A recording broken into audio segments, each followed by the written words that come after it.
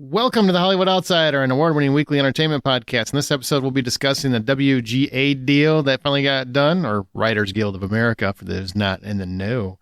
An Office reboot is on the way, and nobody asked for it. But our main topic this week is a deep one. Can you separate the art from the artist? Let's get on with the show.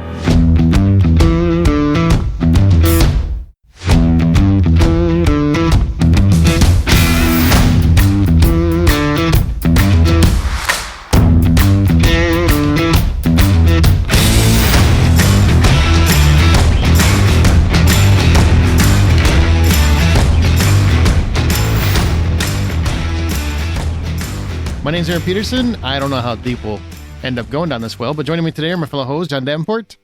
Hey, buddy. How you doing today? Wonderful. Troy Heinritz. Hi.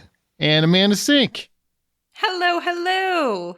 We decided we're going in order of who arrives first. That's fair. I always come first. John. That's because you work from home. Cheater. Anyway, I arrived first this time over John, so I'm offended. I think we should just cancel you. Well, I was on after you both were here, so technically I'm number 3, but you can't introduce myself third. That would just be weird. You could. It's just you could weird. say, with me today are my fellow hosts. By the way, I'm Aaron Peterson, your host, and then continue and That put me last. is great. Maybe you should be a writer and you could write this format. Huh? She can now. She The writer's strike is over. Yeah, deal's done. Deal's done. John, are you okay? Are you going to be all right? No, I'm not going to be all right. John, for those just tuning in, John very much wants to catch up on shows, but he hasn't done that, so who cares, really, about your I've plan? sort of been doing that. You haven't done that. Have you? All right. So before I move on, I want to say you can always find more info at thehollywoodoutsiders.com, of course, but this is exciting news for me and only me. Moonlighting is finally coming to streaming on October 10th on Hulu. This is one of my favorite TV shows of all time, even though it had that nuclear collapse at the end. Probably the most downward spiral of any TV show in history, outside of maybe The X-Files, but Or lost. we're lost. But Moonlighting is a fantastic series that finally will be streaming. I think they're still trying to lock down which music will be licensed, because there's a lot of songs used in that show. But for those that have never seen it, who've never seen Bruce Willis in his prime smirk, and Sybil Shepherd in her most demure, it's just something I'm really excited for.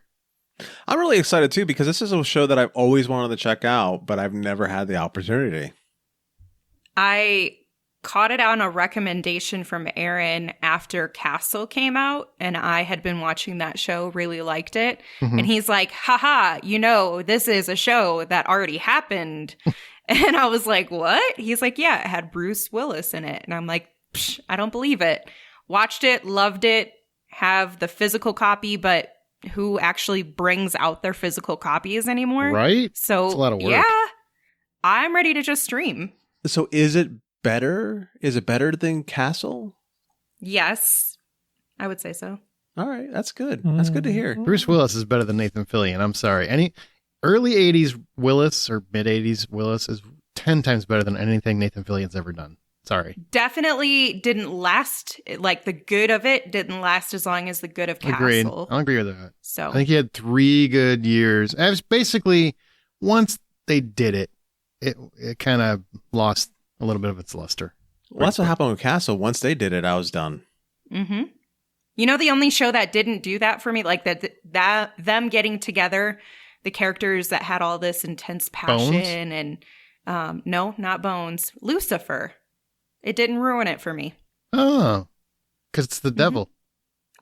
Whatever it was, I think it had a lot more to do with the writing and how they maintained the story. Wasn't all about their relationship, but at the same time, the show was always about their relationship, but it didn't fall too deep into the lovey-dovey stuff. And it still made it fun. And he was still the character that he was before her in most ways. Like, he didn't lose his individuality. Whereas I feel like a lot of them, once they get together, they change who they are, and it becomes just about their relationship. You know, Psych did it too, and Psych was okay after it happened. That's because it was teased like from the beginning, so you knew it was going to happen at some point. Well, it's teased in Moonlighting too. I don't necessarily agree with that. I thought there was a good run in Psych where the whole Sean and Juliet really kind of bogged the show down quite a bit, personally. There's like a good 6 episodes where I'm like, this is not the show I enjoy. I just don't care about any of this. I think, I would agree, only because there's those episodes where Sean and Juliet broke up, and I was annoyed with that whole thing. It's just all of it. It just wasn't a show that I cared to watch. Like, that was not the fun of that show. And Moonlighting forgot that the back and forth, the repartee is what people loved about it, and the will they, won't they, not just the way that they went. And obviously you could tell that they didn't like each other as the show went on, and especially if you watched it when it aired. This is the one part that, Amanda, you'll just never understand how weird it was. They would go like months without an episode. I mean, months. Troy, you probably remember this because you watched it, right, when it aired. Remember how Moonlighting was? Like, they would have an episode and then they would be gone because they would be fighting or they couldn't get it done in time or whatever. It'd be 4 weeks, and then the next episode, then another 3 weeks. Like, it wasn't TV time where it was week to week to week for those later seasons, those later 3 seasons. Agree. That's how you get fired. That's how the show got canceled. Yeah. You know, and Bruce Willis blew up and Sybil Shepherd did not, and there were some issues there. I think they patched it up over the years, but, you know. Speaking of patching it up, the Writers Guild of America strike is over. It's going. So late night shows are starting up. Saturday Night Live is supposed to start soon. SAG is still out the wind. They're waiting to work their deal out as of this recording. Might be done within the next week because I know they're meeting in the next few days, but and they just authorized video game actors to strike. So there's always somebody striking at some point, apparently, right now. Definitely right now. Oh, yeah, the big 3, right? They're still on strike? Mm-hmm. So the deal that they have, they were asking for a cumulative 16% increase in residuals over a 3-year period. They ended up with 12.5, so that's their compromise. They're mapping out, apparently, some parts of the deal where they get more residuals, they're creating a fixed residual program, and the streamers are going to establish a viewership-based residual in addition to the existing fixed residual. For residuals are dollars that writers would get based on how well something does, so that it used to be when it was syndicated. Now streaming is a lot different. So once something is a success in streaming, and if it's viewed by 20% or more on the service's domestic subscribers in that first 90 days, or the first 90 days in any subsequent exhibition year, then they get a bonus deal. So, yeah, but for clarity, in this case, they don't actually get a bonus if it does. Well, the residuals that you would normally understand as residuals are not because the show does well. They're actually getting the kicker bonus if the show does well, because if they have so many viewers within the initial beast, they'll get the extra bonus on top of what would be considered the traditional residuals. Is the way I understood it anyway. Right, and same thing for made for streaming films as well. So they're getting the bonus that they seem to have won. The unions seem pretty happy with it.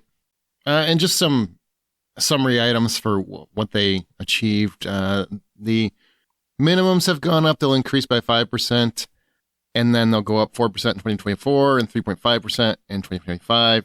There's some increased health and pension contribution rates. There are increased health and pension contributions for writing teams. Each writer on a team employed on a script will receive pension and health contributions up to the relevant cap, as though they were a single writer rather than splitting the cap. So that's interesting. In terms of AI, this is actually kind of fascinating. So, AI has been a concern for both actors and writers, and part of the deal is AI can't write or rewrite literary material, and AI-generated material will not be considered source material under the agreement, meaning that the AI-generated material can't be used to undermine a writer's credit or separated rights. A writer can choose to use AI when performing writing services if the company consents and provided that the writer follows the policies that they've established, but the company can't require the writer to use AI software like ChatGPT when performing services. The company must disclose to the writer if any materials given to the writer have been generated by AI or incorporated AI, artificial intelligence. And the WGA reserves the right to assert that exploitation of writers' material to train AI is prohibited by the agreement and other law.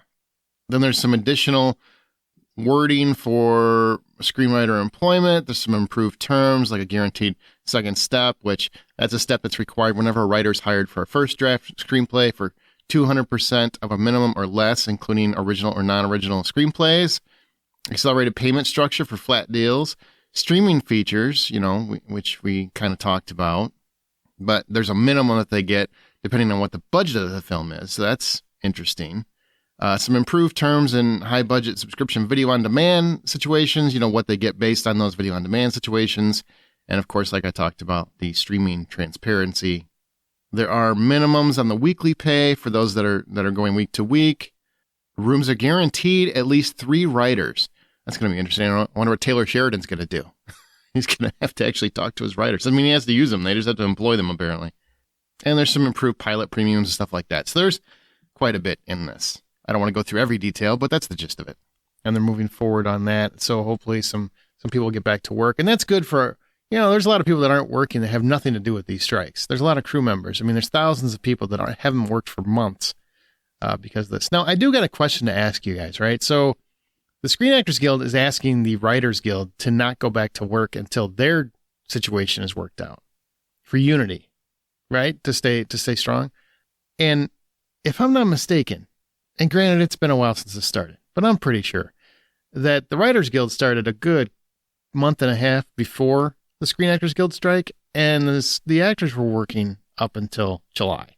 Yeah, still in solidarity, but they were still doing the promotional tours. And yeah, they were doing that portion. They got their cake and got to eat it too. And now they're mad somebody else has a slice of cake and then they're about to take a bite. I mean, it looks like they're going to because it's part of the deal. But I'm just saying, personal opinion, you're not held to it except by the internet. If there's a contract, you go show up and you go to work. Okay. Yeah, it's as simple as that. If they've come to this agreement, prolonging this would just jeopardize potentially it, wouldn't it? Yeah, absolutely. It would impact them. I don't think that that's a fair ask. I think that's kind of a, no offense, but kind of a shitty ask. It's just trying to get, more, it helps them as they I understand it helps fame. them. Sure. And they had their periods of time where they were supporting each other together. But at the end of the day, if they're striking, they're striking. So it also helps them if they actually have content to go back to work for. So when their strike is over, they could actually go back to work and not have to wait 180 days for there to be content written. Sure. Interesting. Well, hey, good for the writers. I'm glad they got, they feel pretty confident with what they've got and that they can move forward. And I hope the Screen Actors Guild resolves itself soon as well. We have big Bob Iger to thank for it because he was the one that strolled into the room and saved the day. Is that true? Yeah. Basically, when the talks resumed, Bob Iger basically showed up at the talks and he was like, "We're fixing this tonight. Let's go." Dang. That's a man with power. Did they hear the drop when he walked in the room or what? I don't know. The temperature went down a little bit. Something. The one thing that's interesting about all of this, though, is like now we have to think about all the side stories that come out of the strike. And one of the side stories, I think, is the return of the movie theater, which is now going to basically go backwards because the movie theaters actually are going to get hit really hard next year from a revenue stream perspective. Yeah, it's true. The just to put this in perspective for people, the last SAG strike that the actors had in 2000 lasted 180 days. So man, that's like a half a year of not working, right? And the theaters in 2018 and 2019 were making about $2.25 billion in revenue. Mm-hmm. Obviously, the pandemic reduced that to basically zero. And in 2022, we actually saw $2 billion in revenue again for the first time since 19. This year, we're not quite going to hit $2 billion. It might be right at $2 billion, but basically 2024 is going to be in the toilet. And I think you're going to see different things happening with the movie theater. So, that great movie pass idea coming back and your A-lists and stuff. I think there's going to be some changes to some of those programs next year as a result. So keep an eye out. Can you tell MoviePass to stop emailing me? Like, stop trying to make it happen. Stop being a fetch. Yeah. You had your chance. You did. Stop trying to make fetch happen. I literally just said that. I'm glad you guys all got that joke, though, that reference. You're welcome. Yes. Thank you. So I would just keep an eye on the movie theaters the next year because I think that's where you're going to see the most effect. I think TV is fine because I've already saw 1,000 unscripted programs advertised during NFL football on Sunday. So there'll be enough TV to watch until the TV gets caught up. Yeah, and I do think that's why some studios deferred movies out of the fall. They couldn't promote them. They didn't want to take a loss on them. That's why Dune is waiting until next year. Several of them are waiting until next year because they want to get this worked out. And then they can get people back on the promotional tours because there are several movies that would have done better. I'm not saying they would have done great, but they would have done better by having an actor out there promoting their work. Expendables could have the whole cast out there promoting that work. Denzel Washington could have been out there promoting Expendables 3 and Equalizer. On. Sorry, Equalizer 3. Yeah, he should have been in Expendables 3. That would have been cool. We would have taken that too. Oh man, It would have been pretty crossover. badass, honestly. Yeah, it would have made that movie even better. When you said that, I was like, is he in Expendables 4 and I didn't know this? God, how sad would his career be if he was in Expendables 4? Like, It is kind of like the symbol that your Wow. career is over. Denzel Washington being in it? Wow. Yes, that would be a symbol his career is over. I'm sorry, and I mean no offense to anyone in that film, but if Denzel Washington was in Expendables 4 for a significant portion of the film, I would be like, oh man, does he need financial support? And according to the agreement, at the time you hear this, writers are back at work, cranking it out. All right, well, The Office reboot is apparently coming soon from original showrunner Greg Daniels, and that's what they keep touting in all the articles, but I should clarify. The original showrunner of the American remake of The Office, because the original was created by Ricky Gervais and Stephen Merchant. So Greg Daniels did the American version, and that's what they're rebooting. How do you feel, which is a completely different show, similar but different. So how do you feel about taking another stab at the water cooler here? This is kind of ridiculous because The Office turned into being such a beloved show over here. I think it even as far as how long it outlasted the original English version by quite a few years. Many years? I think like 7 or 8. Yeah. Yeah. There are so many people over here who are still telling me every day that I need to sit down and watch The Office when they find out that I've never watched this, and I'm just kind of flummoxed that they're like, "Hey, we're gonna reboot this." Why? You have Maybe I should other have asked versions. you. Jesus, I didn't know you'd never seen it. Oh, by the way, I've never seen The Office. Okay, moving on to Troy, because your opinion doesn't matter. Obviously, you don't care about this show. Or Amanda, either one Well, of you. no, I'm just I can still comment on the fact that Why it's would you probably say no if you've never seen it? You don't even know what people are missing. You don't know. You've never seen it. Okay, all right. I'm sorry. I've never seen anyone who hasn't seen an episode of The Office. I have never seen an episode of The Office. Well, now you have. It happened right here in front of us. That's what And she knowing said. is half the battle. You've Right. used "that's what she said" all the time. Where do you think that came from? Your mind? The 90s? No, The Office. it came from The Office. No, it did not. Ba-da-ba-bum. Yeah, it did. What's going on? That's what she said has been around for so much longer It than became The Office. popular It from became The popular Office. with The Office. Yeah. Oh, yeah, because I've been saying that's what she said since high school. Well, if you say so. Troy, Amanda, The Office, do you want to reboot? What do you want? You have seen the show? I'm so disappointed in John right now. I can't even look at him and his little square. Why? Because I didn't watch The Office? Because you were speaking to it like, no, you shouldn't do this, and you haven't even seen it. You don't even know what people would want. I was standing up for the people who love the original show. Amanda, what do you think? So I like both versions of The Office, and I'm sure that they can reboot it, remake it, and do something fun with it, depending on who they cast and everything for each of the characters. But I do think it's a little soon to be doing that because we still regularly reference memes for The Office, make jokes referencing The Office. So I feel like it's still too relevant to us now to be developing it into something else. Think how sad people must feel that just will never get those jokes or those memes. They just don't get it. It's got to be heartbreaking. People like John, just never going to get it. Tears, tears, tears. What would The Office be if they rebooted it? Would it just be like a bunch of Zoom squares and people working from home? Like, is that the new version? Ooh, I really hope not. But it's going to be it's going to be the most mixed generation, diverse casting of all. Oh, it has to be, right? Yeah. I mean, the original Office had 9 white people and 1 black guy. So, yeah, They diversity had is okay. women at least, so they were getting the female to male ratio improved. Yeah, it wasn't a real diverse office to begin with. So maybe Kelly that's okay. Kapoor was there and Oscar was there too. Let's not forget there were other multiracial people there. They're racial. Multiracial. Multiracial. Sorry, John. I didn't mean to pick apart. If you have a valid opinion, please. You don't. You didn't see it. You I didn't do see it. have a valid I opinion knew he because was going to do this to you. I knew it. He baited you and you just hooked right on like a little fish. I was even going to try to prevent this from happening and telling you, like, don't fall for it. Sorry. But I let it go. Please go. If you have something, go ahead. No, I already said my piece. I know there's people out there who love this show, and I don't see a purpose in really rebooting this show so soon when you can do what other shows have already done by making something similar but different. Parks and Rec. I don't know, name something. Animal Control. Which is as good, if not better, than The Office. Right. Parks and Rec in some places. Whoa. I don't know about that. Brooklyn Nine-Nine. They've already rebooted it in different forms. You can keep taking the formula and go do something different with it, and make sure it's good. That this whole going back to the well and doing The Office all over again. Why when you can always just do something different with the same format? Brand recognition, man. Brand recognition.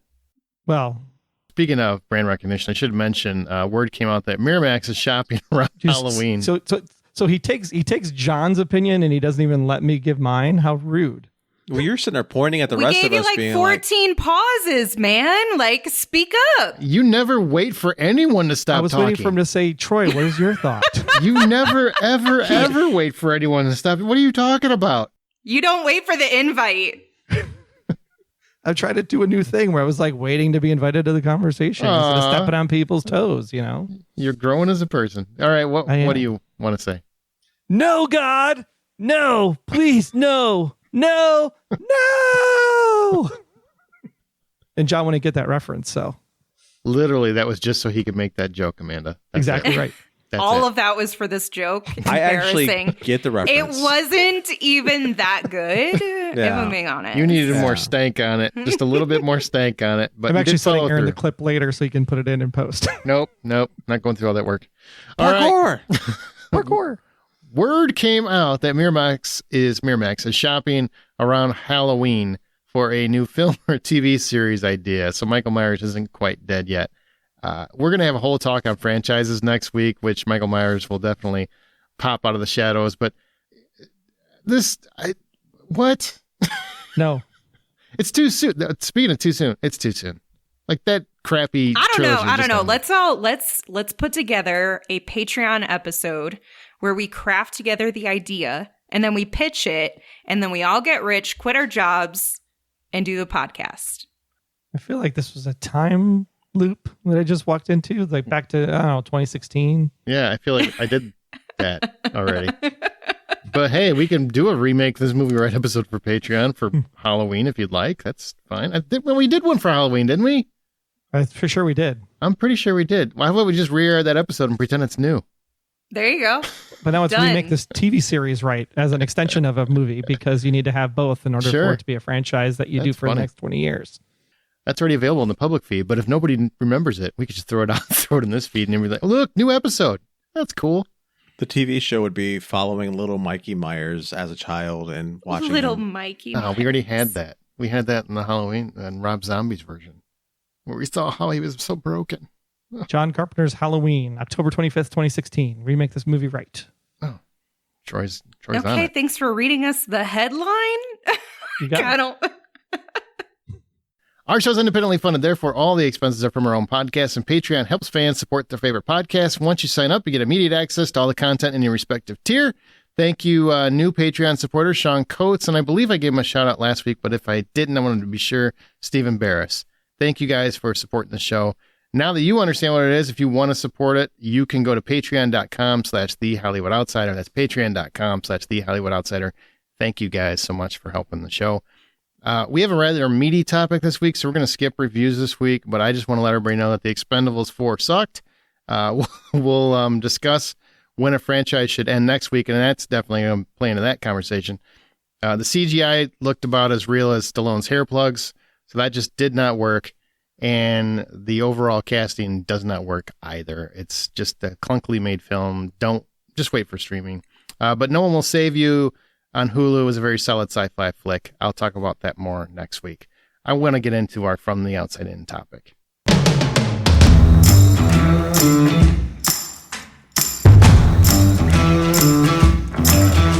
This is a heavier topic, I guess, in many respects. Doesn't mean there's not some fun to be had, but some of the questions are definitely a little darker than others. And the question is, can you separate the art from the artist? And I want to have a real conversation about it, because why or why not? That's the topic. And I should preface this with, this could be a difficult topic for some, as many of these both alleged and proven crimes are triggering for victims of assault and abuse. So I'm just making sure that you are aware of that ahead of time before we get into it. So now, time to discuss all of these douchebags and how they're ruining our entertainment. So let me spin it both ways. Accused douchebags. Yeah, some of them. Cases. Some of them. Alleged. Some are convicted. Some are convicted. Some of them fled the country, Troy. Yeah. I am aware. Some of them left in the 70s, never came back, and they're still applauded at the Oscars years later. What kind of shit is that, Academy? It doesn't surprise me. They applaud when people smack people on stage. Those people just applaud maybe themselves. Will Smith should have fled the country and not come back. All right. So let's spin it both ways. Sometimes they think they're doing good, like Drew Barrymore, Jennifer Hudson, Bill Maher. They were trying to bring their teens back to work during the strike. But the internet says that they're not, despite promising to not break strike rules. And so when they relent and say, well, wait, people still say, well, now we know who you are. The damage is done. Your career should be over.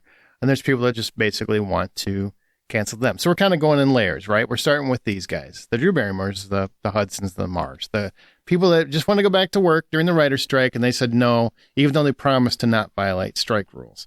What do you think, Amanda? Are these people that you can't separate the art from the artist? Let's start there. Yeah, I can definitely separate the art from the artist with this. And what's funny about this particular example is the first thing that I said to somebody who brought up the whole Drew Barrymore thing is, I was like, it doesn't matter what she does. People are going to be mad either way. Nobody will ever be happy or satisfied with the way things are done. And that's exactly what happened.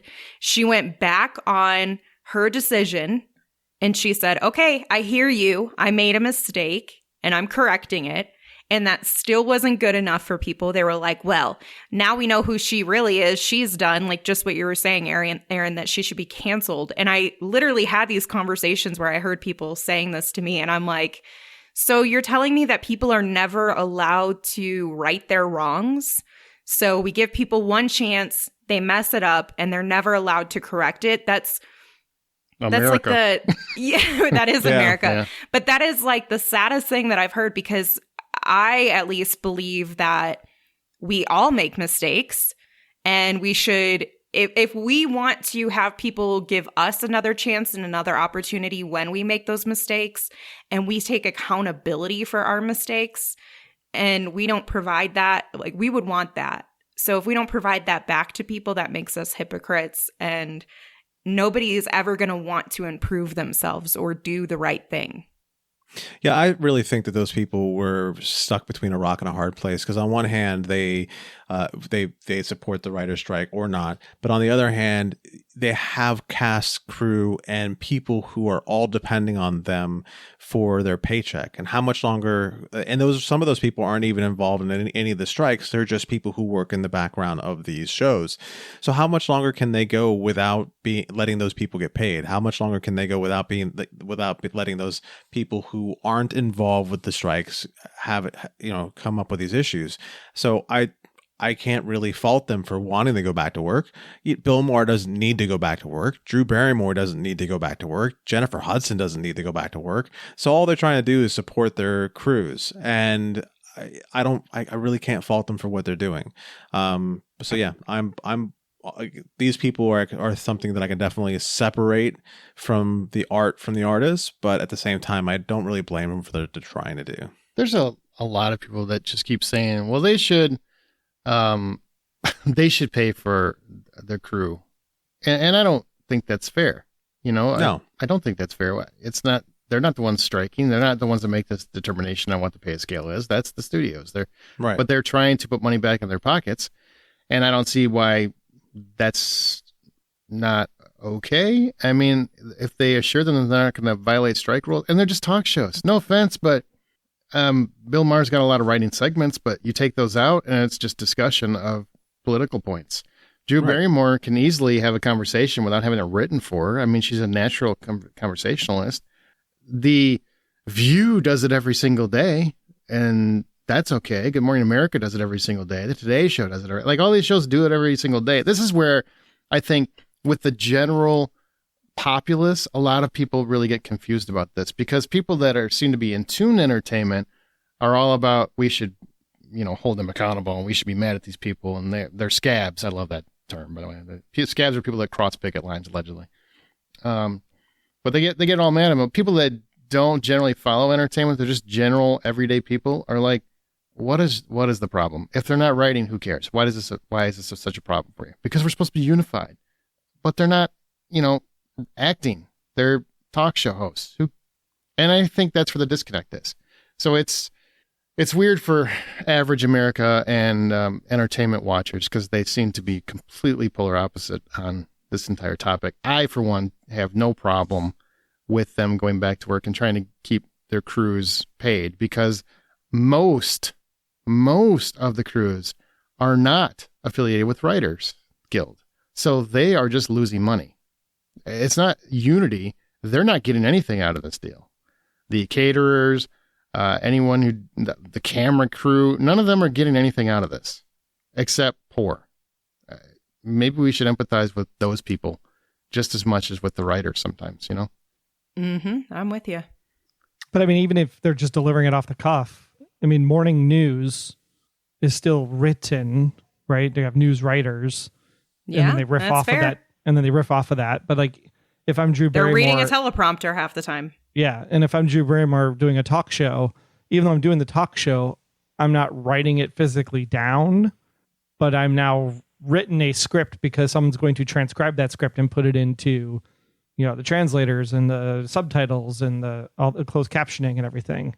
So there's still a written document of the show. So it's kind of hard to I didn't write it, but you are doing writing type work on the fly in a way, because you still have to prepare for the episode.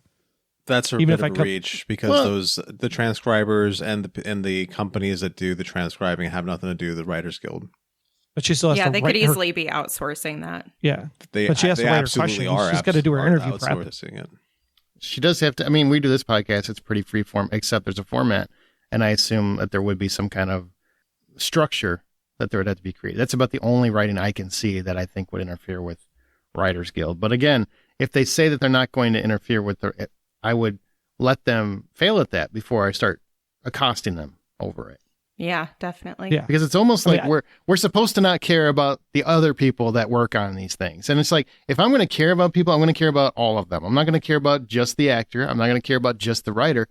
I have to care about everybody. And there's a whole group of people that never get mentioned that haven't had money in a long time. They live check to check, just like most of America does. It's not fair to them. I think the challenge with this group of people, though, is that there was a bunch of people that were trying to do things on what was called interim agreements. So you're meeting, you're talking, you're making sure that the production met the requirements of the WGA and SAG in order to get this interim agreement deal done, right? We actually have friends, right? Aaron and I know people that actually have gotten interim agreements done for their projects to be able to distribute in foreign countries. And I think the big thing here is that if Drew Barrymore and Bill Maher and all these people would say, hey, we're going back to work, and it's because we had an interim agreement to do so, then all of this is moot, right? It's the fact that that piece was missing from the conversation. So I think that more education rather than just like, hey, we're going back to work because it's the right thing to do. Because then it's like, because immediately you say it's the right thing to do, opens up floor for discussion of, well, is it the right thing to do? And that's where America jumps in and the cancel culture starts. And well, here's my thing. I don't like groupthink. I've talked about this before. I really dislike groupthink when I can't have a critical thought about something just because a group of people agree that this is the way to go. Great. If I can't articulate it and discuss it and speak counterpoint to it, if all you want to do is shut me down, or what I have seen online, I call it bullying of other people. If I can't have a critical thought or a critical conversation without it devolving to that, to me, you've lost all reason in your point.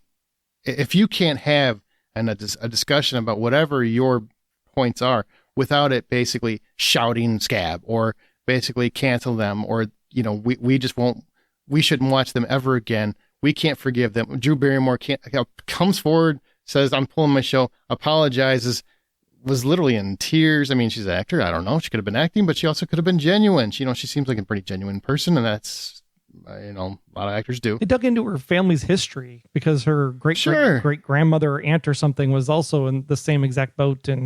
But doesn't it make it hard to empathize with this particular situation when people react that way? When, so you want this thing that you want, but if someone doesn't do exactly what you say, we're going to bully them into cancellation or destroy their property that they've worked so hard on. I just don't have any sympathy for this. I just don't. That particular behavior. I'm not saying I don't have sympathy for the strike and what they're standing for.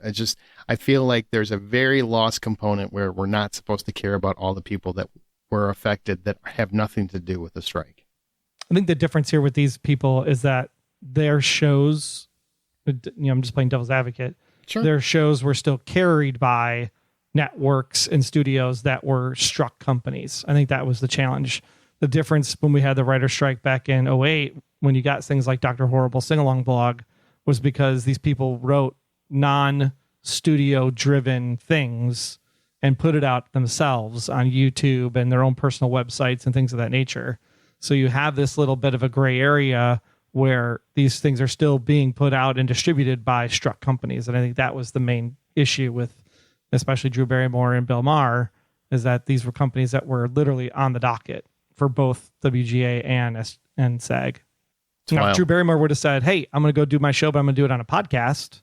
Because that's exactly what everybody else on Late Night did with the Strike Force 5 podcast, And they were okay with that. Completely different. And they were okay with that.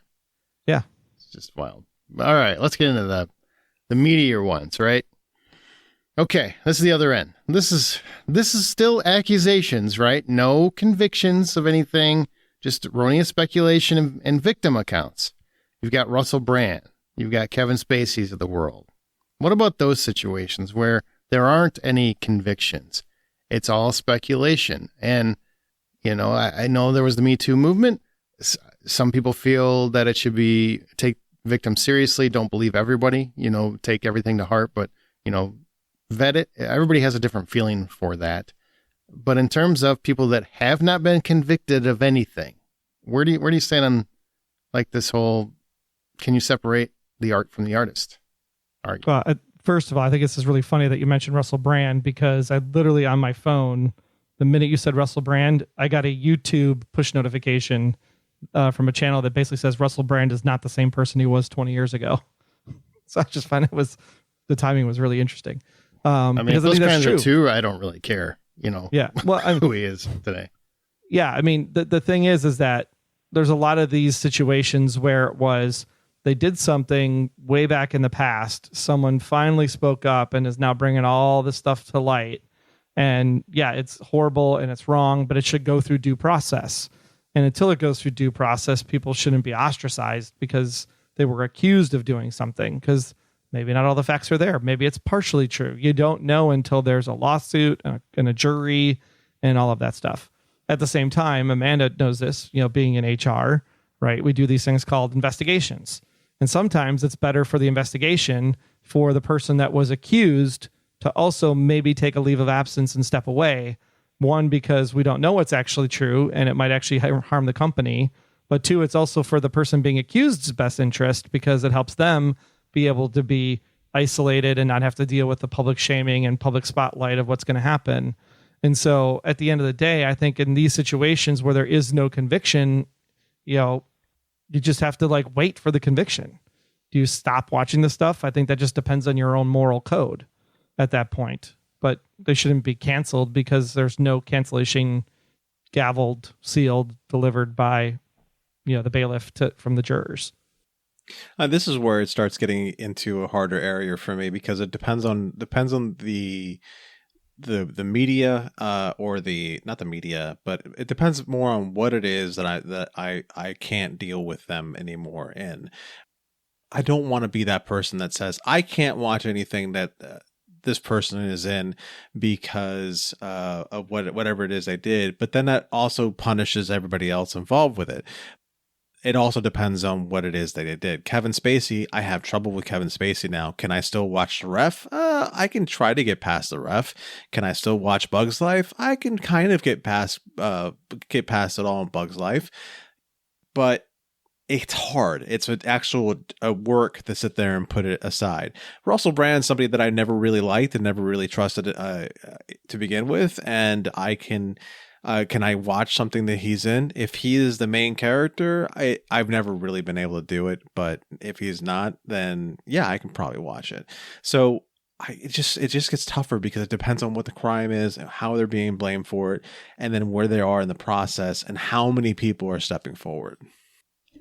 Yeah, I would concur with some of that. I guess we all kind of have our own quote unquote investigation that we're doing, right? If it's somebody we care about. Everybody's a detective, right? Everyone's a detective.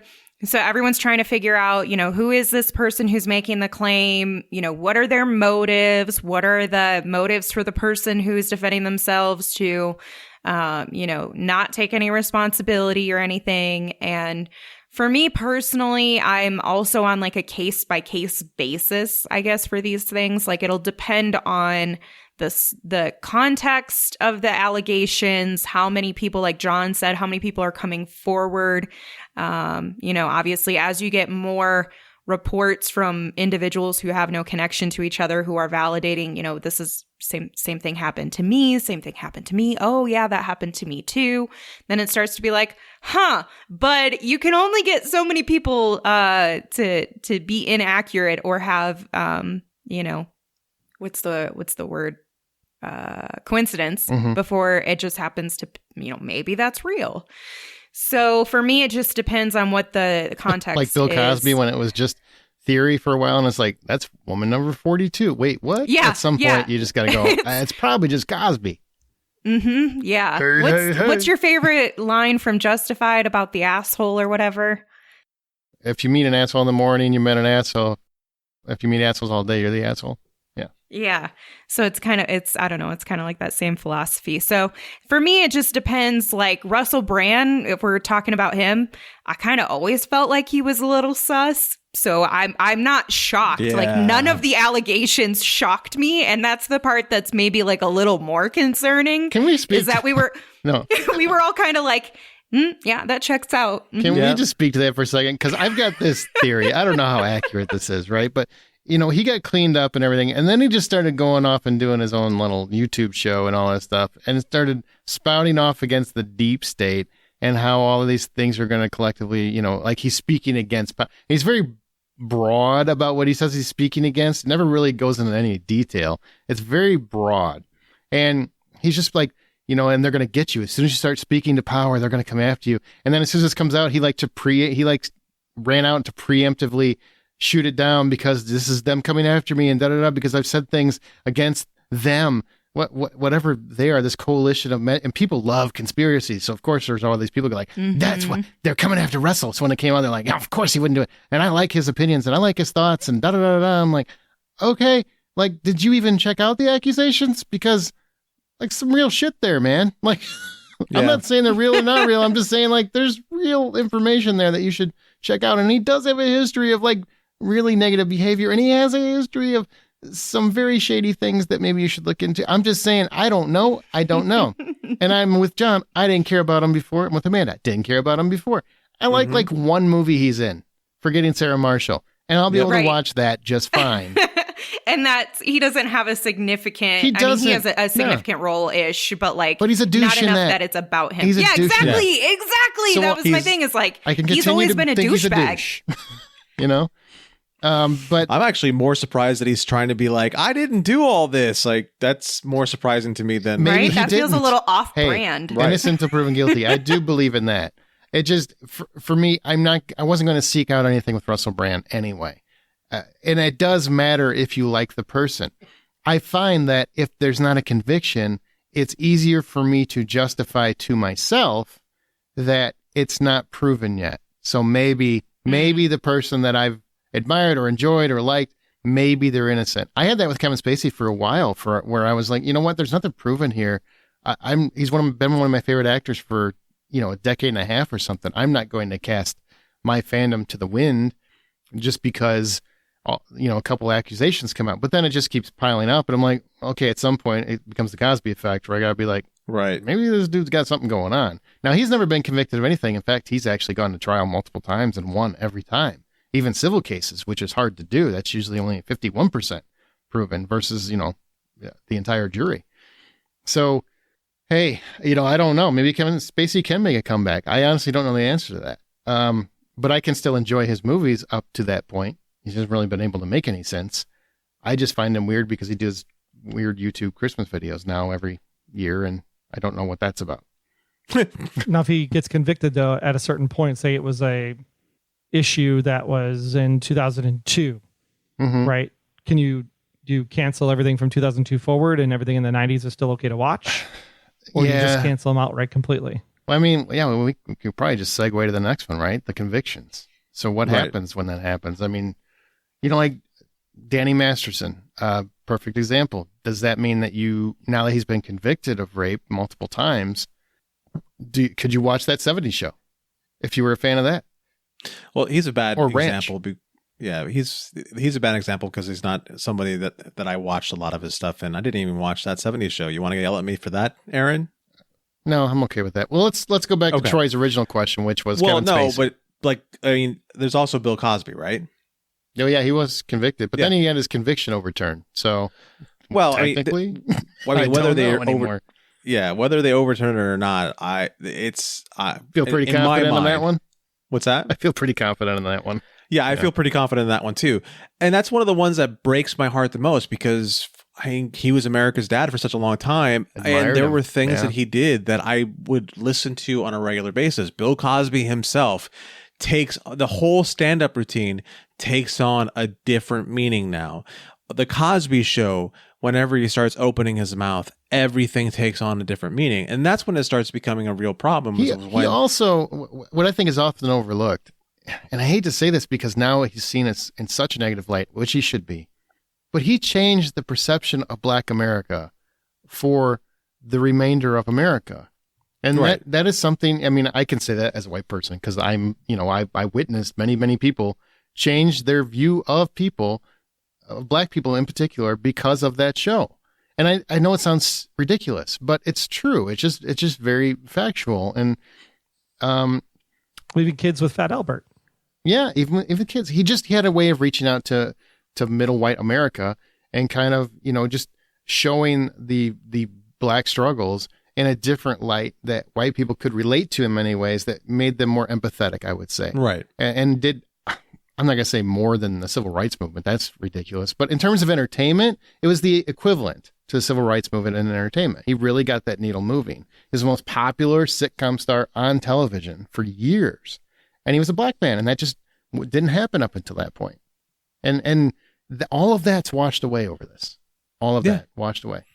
That's the sad part of it. Somebody who was so capable of reaching out and touching so many people and changing so many hearts. And literally did. And wow. All right. Well, I don't even mean to make that as a joke. I mean, like, he legitimately did. You didn't mean it as a joke. I just took it as one, and that makes me worse. So. That makes me worse. Wow. And this is where we just asked John to be quiet for a minute. The so sad part about say anything stupid. No one needed to ask me. I stopped dead in my tracks. We're all looking at your picture going, don't do it, John. Don't say anything. No, I can't. I'm not going to. All right. Good job. We're proud of you. See, the sad thing about Cosby is that I remember being a kid and like the most magical part of the day was watching picture pages. Oh man. Oh my God. Yes. Yeah. Like everybody, like there was like a thing where you could actually like save up stuff to actually get your own, what was it? Ichabod. What was the name of the? It was oh my gosh! You're talking about the pen, right? Yeah. What was the name of the pen? Ichabod, the marker, Mortimer.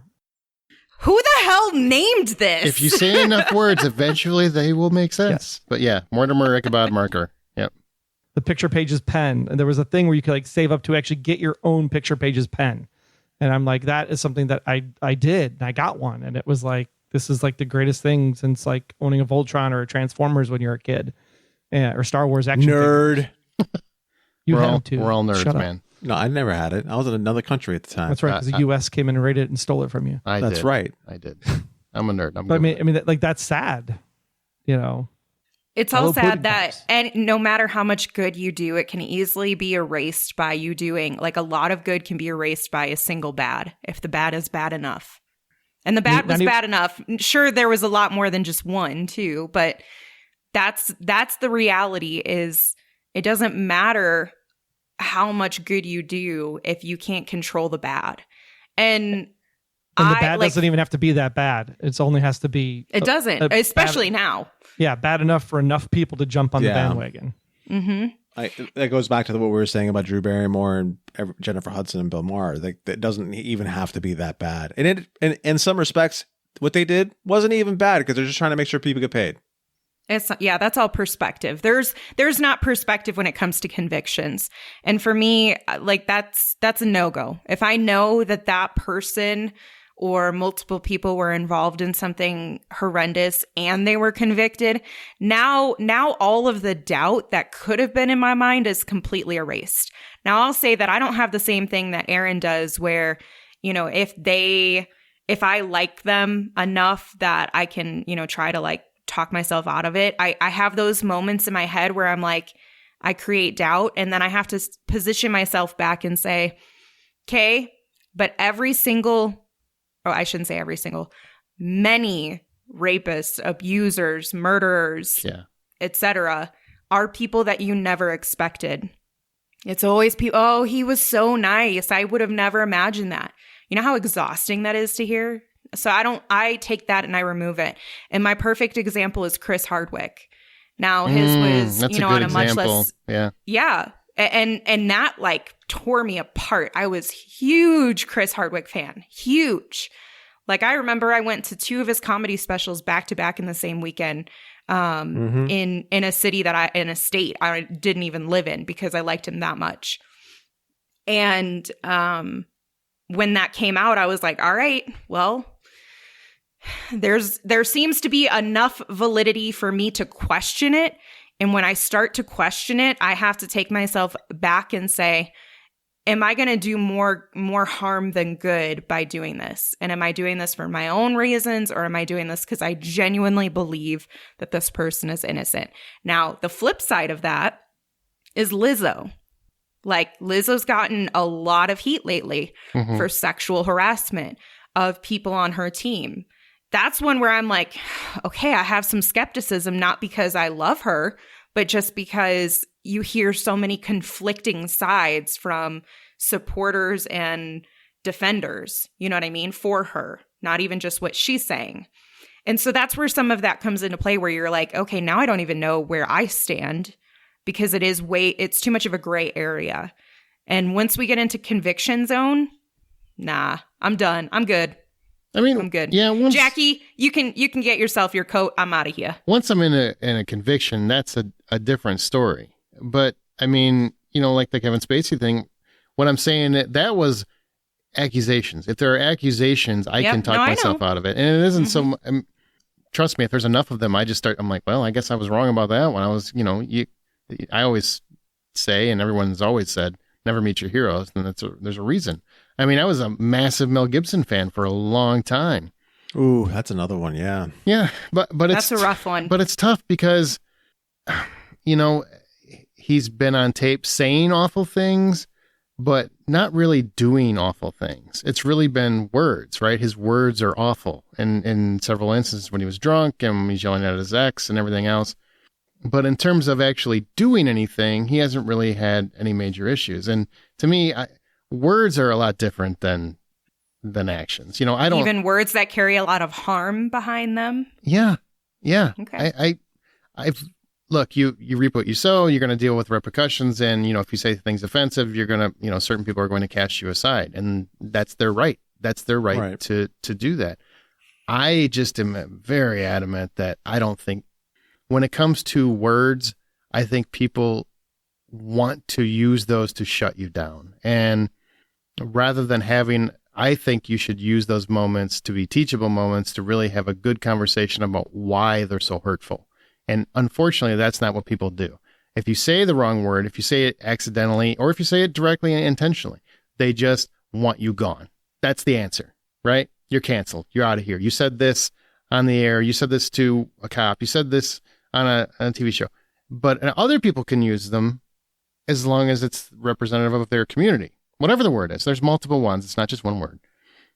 And I just think if a word's that horrible, let's just not say it across the board. Let's say that that's a word that we should just cast out because it's too hurtful for certain people, and we should just be respectful of that. Otherwise, let's have a conversation about why it's hurtful to them. Because I think maybe, I know a lot of people don't say certain words because they know they can't, but they don't really know why they're hurtful. So why don't we, instead of shutting the world down, have an opportunity to have a conversation to discuss why that person said that, or not even why they said it, but what the meaning is that really is so hard for other people to accept. Why it's so... Start with educating. Yes, education. Mm-hmm. What happened to instead of just shutting everybody down and we have to cancel them and I'm never watching anything you do again. I'm sorry, it's a word. I mean, Riggs said some crazy shit and I still enjoyed those movies. So I just don't correlate those two. Those two are not connected to me. One's a person, one's an actor. Does an action that hurts someone? That's a different story. A word is not something I'm going to not watch something that person was in again. Some words can have an impact depending on how they're used. They can take their words and make action with them. But I mean, to part of your point, I think that it's educating. It's also, we still have to allow people to have their opinions, even if they're really shitty opinions. I agree with that. If they're not taking action with those words to hurt other people, sometimes there's just nasty people out there. And if they refuse to accept what education you're trying to provide them and helping them understand other perspectives and where people are coming from, if they're that closed-minded that they're not willing to consider how what they're saying impacts others, then you just stay in your corner, bud. Like, you can have your really gross opinion, but just don't come near me with it. And that's fine. Absolutely. And in fact, there's people right now that, based on what I just said a few minutes ago, are already screaming at the radio or texting or sending us an email or something saying, well, you just want the license to say this word or that word. And it has nothing to do with that. But they just want to say anything that's going to shut me up. And I don't like that response to it. I feel like it's very important, especially in an era and a world full of language and diversity, that we should always have those conversations as to why is that hurtful?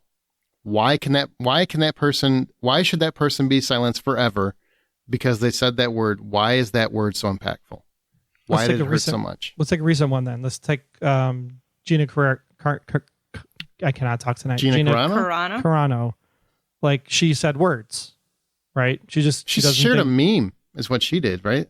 She did the meme and she did the whole, she changed her pronouns. Right. She was doing a mocking thing. Yeah, doing the mocking thing. So it's like, it was pretty bad.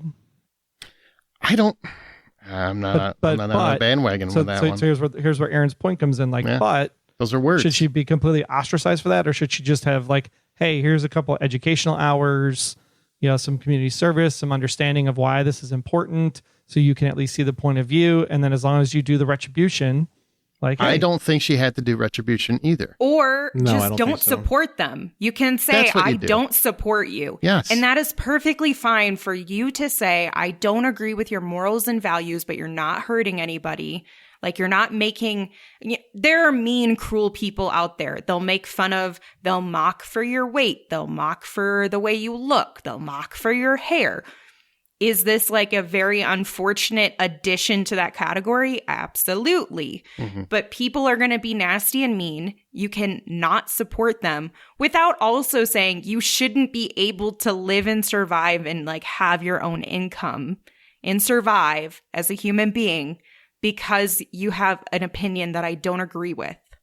Well, and you yeah. say things that I don't agree with and that are really mean and nasty. What's funny about her situation is, I mean, and I, as a personality, I like Gina Carano, I guess. I mean, she always seems very sweet to her fans, and she seems like a very kind person. By all accounts of anyone I've ever met or seen online that has talked to her or worked with her in the past, has said she's a very sweet person. Do I think she's a very intelligent person?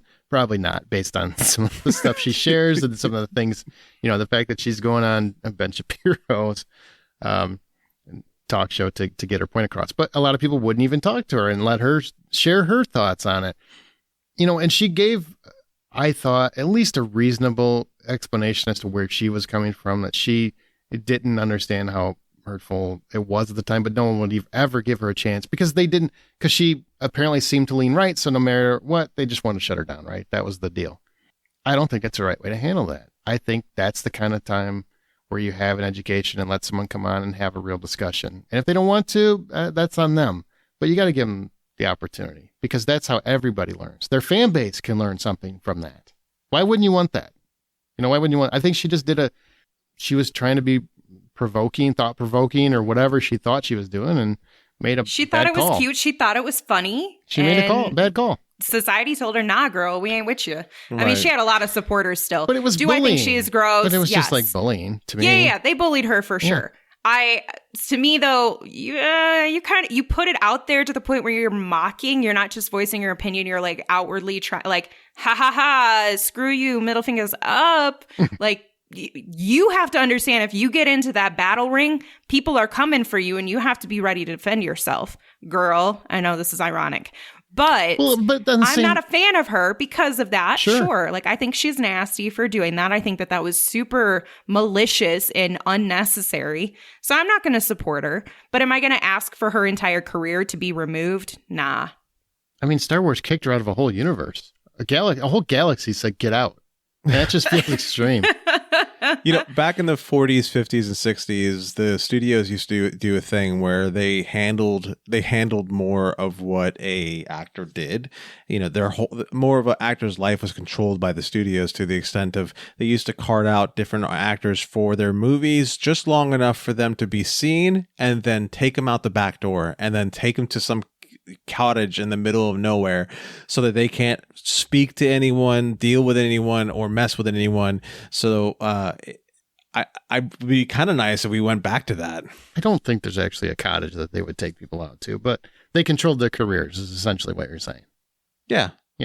Okay. I just don't want somebody writing a letter and go, there's no real cottage, John. That's not a thing that happened. There was a blacklist, though. That was a real thing. Or are you saying there is a cottage? Is this another conspiracy theory? Maybe I just There's a cabin. There are certain actors that used to who like to go hunting or go fishing or whatever, and they would take them to a very nice cabin in the middle of nowhere just to get them away from everyone. Interesting. All right. So, why is this a struggle for some, and it's not even an issue for others? Like, some people cannot get past whatever, let's just say, accusations. Because I think it's easier when it's a crime. Like Harvey Weinstein, nobody wanted to see him anyway. I think he was an executive in most of his movies. He wasn't hands-on. Not somebody you wanted to look at before anyway. Yeah. And you got Bill Cosby, so, it makes it hard to watch Cosby stuff, et cetera, et cetera. But when it comes to accusations, that's where it really depends on the severity of what the accused is being accused of, and also what people personally think of so-and-so. So why do you think it's a struggle for some, but it's not an issue for others? The one consistency across everyone's line seems to be, I should say, the majority of people's lines, is you don't cross the line with children, like little children. And I'm not even talking about young adults, teenagers, even preteens. I'm talking about little kids. That's like a do not cross or we kill you type of line for people across the board. So I can at least respect that we have common ground, that's just not okay. Like, pedophilia is inexcusable. Agreed. But I everyone think else, most of these things are inexcusable, but that's just my opinion. well, yeah. But everyone has like a different line otherwise of like what's permissible for this person to do before I can't see their face anymore, or I see people differently because of their actions off screen. For some people, it's like, I don't care what you did at all.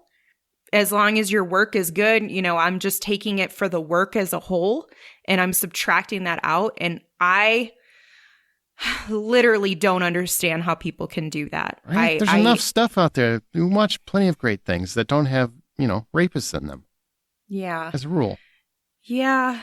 But for me, it's like, so everyone has a different line. Mine is obviously, I have my lines. You have to go a shorter distance to cross my line than maybe Aaron's per se. So I think just everybody has that based on their own experiences, what they deem, more, I don't even want to say acceptable, but when that threshold is pushed too far. Yeah, mine's probably very similar to you cross this line, you die. Oh, I like that person. I'm going to back up one more step. You cross this line, you die. God damn it, I really like that. It's Kurt Russell. You cross this line, you die. And it just don't even speak it into existence, Aaron. It would honestly, I wouldn't do the podcast for a very long time. I'll be honest. it would just break me if you tell me something bad about that man. Magical. All right, so what's been your biggest struggle? An actor or filmmaker you absolutely love that now you feel is a bit ruined for you? I mean, Cosby's hard, because it was like you grew up, man. Like, hey. You picture pages and Jello pudding pops, and he was like America's dad, before the Tanners came onto the screen. Mm-hmm. So it's just like that one's a challenge. Spacey is an interesting one because you just don't know what's going on with that guy.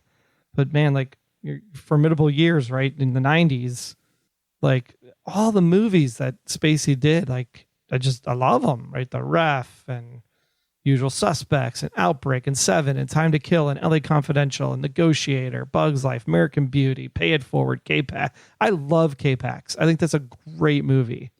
And it's like, I don't know. I've already seen the movies. So if I go back and watch them again, does it matter? Like I've already seen them. I've already done the supporting. And there's other, like we said, there's other people that have supported those movies, in the actors that were in there, and the writers that made it, and the creators that did it, and the camera people, and the set people, and the special effects. I mean, you're not supporting Kevin Spacey, you're supporting film. You just happen to be in the movie. Yeah. House of Cards, where he's like the big thing driving the thing, that's a little bit more of a challenge, probably. If I'd say one that really got, because Kevin Spacey's the obvious one, right? That one really stuck with me. And still does. I still struggle with it to this day because he was literally probably a top 5 actor for me up until that moment. I'm like, God, I just never. So versatile. Just one of the best actors of all time. Even with having to stop work 15 years ago, or whatever it was, still one of the best to ever do it.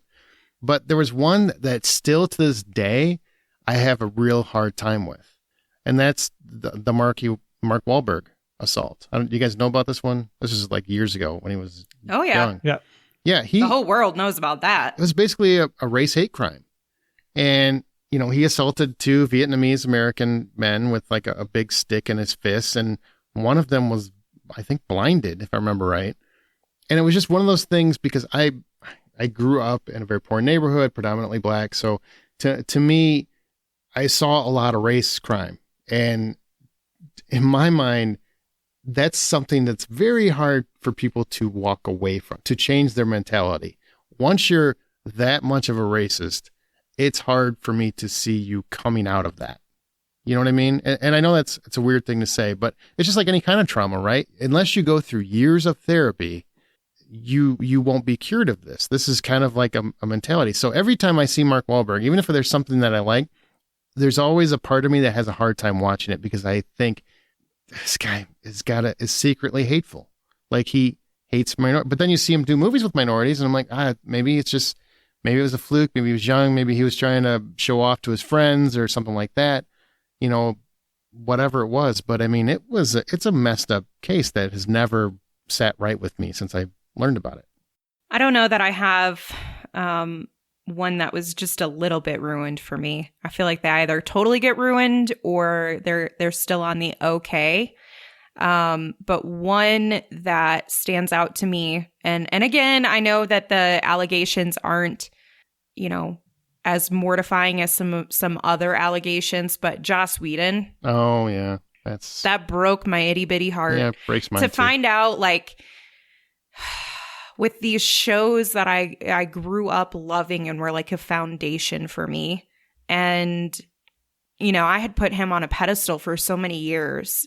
Same. As this guy, this man who's like doing great things for women, for really cool, awesome, badass women. And then you find out like, he's kind of a scumbag. Like his entire team is like, yeah, he sucks. We'd never work with him again. And that news, that revelation was like, damn. So all those years that I thought that there was this like amazing creative energy happening and things were so wonderful, these people were being in some levels tormented, having to deal with really, uncomfortable or embarrassing or mortifying experiences. And we all had no idea. And if you remember when that happened, Alan Tudyk suffered the same fate as Mila Kunis and Ashton Kutcher when they wrote those letters basically saying that Danny Masterson was a good guy and blah, blah, blah, blah. We never had a problem with Screw them. them, by the way. Yeah. Screw them. I totally on board with that. They're done. Yeah. It's sad. They basically wrote letters, for him to get leniency on sentencing. After he was already, it was established that, yes, he's convicted of this, but what is he actually going to be sentenced? They were like, oh, well, we know he's a rapist, but please be nice because he was always nice to us. Yeah. They said that they wrote this before that, but either way, you knew what he was up for, so you knew he would have to be convicted for these to be used. So it's like saying like, hey, Jeffrey Dahmer was my neighbor. He was always nice to me. Right? Wasn't it? Yes. He was always having people come over to the house. He was always entertaining people. He seemed like a cool dude. He was such a great host. God. I always heard him having a great time. And they're literally, they're no longer, but they were on a board for, sexual assault survivors. Like, you're literally on a cause for this. And you're basically saying, hey, give this guy a break because he's our friend. But Alan Tudyk had a similar thing because he was defending Joss Whedon, saying, I never had any of these experiences. He was always a wonderful guy to work with for me. And he just got lambasted by everybody. And this is what, again, where I think, because again, Joss Whedon wasn't convicted of anything. So now I feel it's unfair. And it was less, a violent in nature. This is really just a really awful boss. This is much, but he was just attacked and he, deleted his tweet and he retracted it and all this other stuff. And it's just like, this is where we just want to be part of a mob, apparently. It seems like in today's world. We just want to be part of a mob. But that was just an interesting, side note on the whole Joss Whedon thing. But I agree with you. That broke my heart, too. Still does. Honestly, I miss his writing so much. Yeah, it's one of those things where it's like, damn, I hate how much I used to like you. And how much deep down I still like you. You know what I mean? Like as a creative, I have so much adoration for your work, for what you're capable of. It just really sucks that you're not a good human being. And we totally have had a Firefly reboot by now. He wouldn't be such a dick. John, what about you? Biggest struggle? I think for me, the biggest struggle has been somebody like Louis C.K. And it's more the guy that jerks off to a plant in front of people, in front of women. And I know, but I'm in just a room with them. I wasn't saying it to justify it. I'm just saying like that's how fucking weird he is. And now you have people trying to justify it, like Dave Chappelle. Well, not only are they trying to justify it, but people are sweeping it all under the rug. And there's people who are now, I know people who got all excited because he was at a comedy club here in town. And they were like, it's Louis C.K. I'm like, how are you going to go see him? And well, he's funny. Maybe, but like, here's all the stuff that he did. But he's also gross. I don't. I have trouble with it because I just don't understand why people are giving him any sort of space or a space to go ahead and do his thing at. I don't get it. It makes me angry. He locked female comedians in a room with him and did those sorts of things. He didn't really touch anybody, but still, that's still a traumatizing thing to have to go through for anybody. It doesn't have to be. I don't want to see Louis C.K. do that. I mean, come on. Can you imagine how horrifying that is? Yeah, I think he's unfunny as it is. That's less right. Damn, that's a wild one. Yeah, that one was sad because I liked him as a comedian too. I thought he was, decently funny. And when that happened, I was just like, washing my hands of this dude. Ugh. So is there anyone besides that who we've talked about, Kevin Spacey and Cosby, that you still revisit their films despite whatever their notoriety was? The only one that we talked briefly about him just now, but the only one that I can revisit still is maybe Joss Whedon, because there's so many things that he's done that I can get into and I can appreciate because of what they were and what they stand for, despite of him at this point. Not because of him, but despite of him, they've got these great fandoms that you can get into that I can totally get past, and he's the only one at this point that I can do that with. I'm about to watch a movie with Amber Heard, a screener. This is Ew. hang on. This is a challenge to myself because she has a movie coming out in the middle of October. I'll review it in a couple weeks on the show. But they sent the screener link, and I'm like, wow, it's Amber Heard. I don't want Amber Heard. And I just thought I should challenge myself as a critic to be fair and see if it really affects my enjoyment to watch it based on the situation. Because it really just depends on where you land on that whole case, right?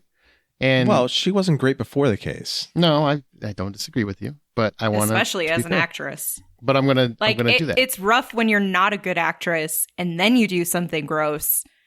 Like, why would we go back to you? Well, you weren't good to begin with. I'm going to review it fairly, but good for you. Yeah, but on the same token, even though I feel Johnny Depp is so much more in the clear these days, from that whole situation, I don't think it was ever really fair how his career went over that whole situation either. Oh no, he got so much stink on him because of it that it's hurt him in many ways. Yeah. So even before that trial, I still revisited Johnny Depp movies, and I had no problem. I watched this new stuff and I had no problem with it because to me nothing was really proven in a court of law, and I just felt like whenever it comes into a relationship thing, there's a lot of he said, she said there, and it just becomes very tricky, muddy waters. That until there's something actually proven in a court of law, it's very tricky. One that I hate watch, where I'm like, oh, you really suck as a human, but I like your stuff. Chevy Chase. Nobody likes him at all in Hollywood. He's apparently a terrible human being, and he's also the same person who's funny. Like, yeah, I'm fine being a terrible human being. I'm not changing. Yeah. And it's like, ugh, you suck. But you've been in a lot of stuff that's really good. And that's unfortunate. It feels like at this point, every 6 months or a year, he does an interview where he comes out and says something even worse. And I'm like, God. And I still love your movies from the 80s. Oh. And I hate that I still love him, but I articles from 7 to 9 hours ago about him. So I apparently something it's recent. The cycle time. It's the time. Bill Murray, same thing. I mean, a lot of people are saying that he's kind of a douchebag. In many respects, some people love him. Some people think he's a douchebag. But nothing really concrete out there. So he's still somebody I don't love Bill Murray, but I like a lot of his stuff. It's also the problem that people apply their own perspective to someone else's perspective. How do you mean? To you, Bill Murray might be a dick, right? Mm-hmm. But to somebody else, Bill Murray might be perfectly fine. Sure. Because we're all living in our own realm of perspectiveness. So I think we just need to be open to they're just a person. And Troy's just like, I'm going to make up some words and see what happens. I'm going to roll with them. Exactly right. If you say them confidently, people think they're real. I don't hang out with him personally. I don't have coffee with him. I don't have an opinion of him one way or the other. He's an actor and I watch his movies. That's the bubble of space that I know Bill Murray in. And that's honestly where more of us should probably live in terms of most celebrities, right? We should just, I think too often we become fans and we put them on a little pedestal and we start elevating them. And I was thinking about this recently because I was watching, oh God, what is it on Disney Plus? Is it Limit with Chris Hemsworth? The Limits or something like that. It's a documentary where he's going through different phases he's looking at different obstacles. Like this one was about his health and things like that. He's just looking at different things and he's kind of showing him trying to tackle those things. Mortality is one. It's like deeper topics. And it's a really good docuseries and I really recommend people check it out. But as I'm watching it, I'm watching it going, wow, Chris Hemsworth is a really good guy, like just a genuinely good guy, and I think he's very charming, and what a great guy he must be. He's got Hugh Jackman vibes and all this stuff. And as I got to the end of it, I'm reminded that, oh, he's an actor. He's an entertainer. I don't know how much of this is real and how much of this isn't. And do I really want to put myself in a position where years from now I find out what a horrible person he was secretly and I'm just devastated? So why don't I just enjoy this for what it is and move on? And I'm trying to do a better job of that, just because I'm tired of having my heart broken. Okay. Well, we asked whole listeners if they can separate art from artists. And here's what we had a whole poll on it. And here's what we have. 2% said, no. Once they're soured in my mind, I'm done. 2% said, no, they cannot separate the art from the artist. That's it. That's interesting. 32% said, yes, absolutely, I can separate. So they have no problem separating. They can watch whatever, and they don't really care what the people did. 66% say they struggle with it based on the severity of the crime or accusation. So it feels like that's kind of where most of us are living. Is that fair? Really just depends on the severity. Yep. I can agree with that. Yeah, even for me.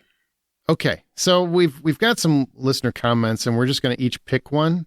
So I'm going to go ahead and start with Tanya Marie. She just went for it, so I'm going to mention this one. Can I separate it? Yes. Am I willing to? No. I will not give my time, my money, etc. to an entertainer or person who is immoral or a criminal. It is our responsibility as a society or a community to hold each person or each other responsible for their actions. Even if you really like them, think they're cute, in a great movie, make great music, whatever they do, if they were a normal person, say a baker, and they were found guilty of being a pedophile, would you continue to buy bread from their store, or would you take your money to a different baker? I personally am not giving my money to that person. I find that behavior despicable and would rather go without than eat bread by a child molester. I don't want a person like that in my community, and I'm not going to support them. I wouldn't be unkind to them, but I'm not going to be nice to them either. For their best interest, it would be better that they stay away from me. Hell yeah, preach it, girl. Hell yeah. I mean, when you put it in that perspective, if it was someone in your neighborhood and say a Russell Brand was your neighbor and they were accused of these things, would you want to go to the cookout with them? Would you want to leave your wife alone at the cookout with them? No, I don't want to live in the neighborhood with them. Yeah. I'm not letting anyone eat the chili either. I want to live in the neighborhood because I'm pretty sure it's a really nice neighborhood. He's rich. That's what I'm saying. Okay. Amanda, you go. All right. So I'll read this one for Ruthie Rink, who brings up the, I don't know, elephant in the room, the one that most people are on board with getting rid of. Okay. She says, I can't do Roman Polanski, mainly because I read the court transcript. He was convicted and he fled. I tried to watch one of his movies after I made these discoveries, and although I managed to get through it, I felt icky. Probably a combination of the movie being awful and him being awful. Otherwise, it's really a case-by-case thing for me. It just depends. 100%. I saw Chinatown before I knew what Roman Polanski was, and once I knew all about that story and how he was convicted and he fled and he's never been back to America since, I've never watched a Roman Polanski movie since. Not any of them. And I will never. I will not support him. Yeah, I have the same trouble with the director and creator of Jeepers Creepers. I can't, as much as I enjoyed those movies for being great horror movies, I can't go back to them. Because he was a convicted child molester. Yep. And also the thing that bothers me about this particular instance, which is why I brought it back up, is because this is a man who was convicted and never served his time that he was supposed to give to the justice system. Like, that was supposed to be, okay, you do a wrong thing, now you get to serve this punishment. And he was like, nah, I'm rich, I'll be gone. And he's just gotten away with it. The fact that he's gotten away with it makes me spiteful. Yeah, it really, really does suck. I mean, it's just, there's no other way to word it. I can't fathom. And how Hollywood has continued to applaud him year after year after year after year until recently. I mean, they're a little bit more negative now because, it's a different world. We've finally evolved. I will never forget him winning Best Director at the Oscars not too many years ago. And I think it was The Piano. I'm sorry, I don't remember the movie he won for, but he wasn't there, obviously, because he's chicken shit, coward. But they all stood up, gave him a standing ovation. And I was just ashamed of everyone in that room. Just ashamed that they would actually, because he's an artist. Okay. He still did a horrible thing. John, what do you got? Well, the director you're talking about was Victor Salva, by the way, if you didn't know. Right. That's the director's name of Jeepers Creepers, and he was a convicted child molester who then got to make movies in Hollywood. Ugh. Tabitha Grace Chalice has come here to say, working with someone in Hollywood, I've come to learn that everyone's a bit of an a-hole. I can't watch some things with people I've worked with because it's too triggering, because those people have never been held accountable. On the most part, though, I don't believe in boycotting in general. I love Joss Whedon, I love Buffy and Firefly. I'll still watch them. I don't think folks should boycott, but I do think that there should be pressure to create a safer workplaces to avoid abuses of power. Yeah, agreed. Mm-hmm. I mean, Aaron said this several times throughout the years that I've been doing this podcast with him, that somehow Hollywood is way behind on the times when it comes to safe workplaces. And I don't understand it. Yeah, totally do not understand that. Finally, Becky Trumbo said, it's not even the severity, but I struggle depending on the piece or the moment. I still love the Cosby Show, but the second Cliff pounces on Claire, I'm out. Yeah. If someone is known for being rude on set or a jerk in the name of art, I have little interest in that art, whatever the medium. That pulls me out more than crime, which is weird and maybe not great. But Drew Barrymore, I wonder how much working on her show plays into her sobriety and mental health. Many artists need their work in order to keep them going. I worry about that with the strike and give her a pass because of that reason. That's a really interesting point. That's a really I like smart that point a lot. Yeah. Mm-hmm. I didn't even think of that. Go, Becky. I mean, it's valid, right? It is. I mean, it is. We all.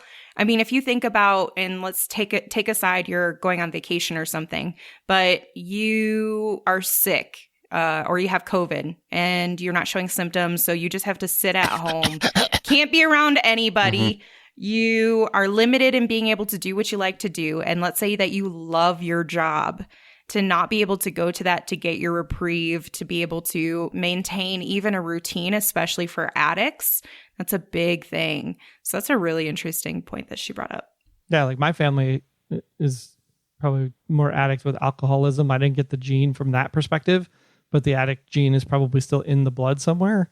And even for me, like I would say, like I took depression meds for a long time. And when I started cycling, then like the runner's high that you get from cycling kind of like subsides that depression med need. But if I don't cycle, I know that I'm going to be in a worse place mentally than I was if I was cycling. So I can totally understand that, where like if I'm going to throw myself into my work as a distraction, like that's something I can totally resonate with. I totally understand that, man. Okay, well, I think that does it. Quite a heavy topic. You think we covered it pretty well? Yeah? Well, no? I don't know. You guys tell us. We did it okay, Justice, hopefully. Well, you can, and if we didn't, the listeners did. Yeah, you can email feedback on this if you want to at feedback@thehollywoodoutsiders.com, and we might read it on a future episode. Rate and subscribe us on your preferred podcast app, and of course, let us know what you thought about the episode. It's easier on social media, so at Buy Popcorn on X. We're also at The Hollywood Outsider on Blue Sky and Threads, and we're on Facebook, and we have a Facebook group that's private, which is where we have a lot of our conversations. So find that on Facebook and join, and I hope to talk to you guys soon. But that's it for this episode. So remember, the next time you head to a theater or stream comfortably on your couch watching your favorite actor before they get caught doing something really horrible, buy popcorn. And I'm giving everyone hugs right now because you might need a warm hug after this topic. Stay safe, Kurt Russell. Stay safe. Including Aaron. Are you kidding? There's no way Goldie Hawn doesn't kill him if it comes out. Stay safe. Keep him safe and warm, Goldie. Do it for me.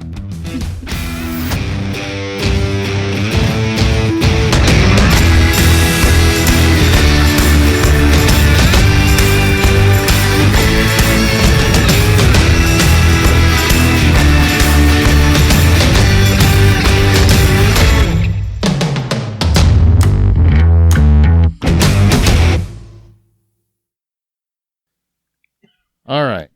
And dying, apparently. You okay? Yep. You sure? Swallowed wrong. All right. That's what she said.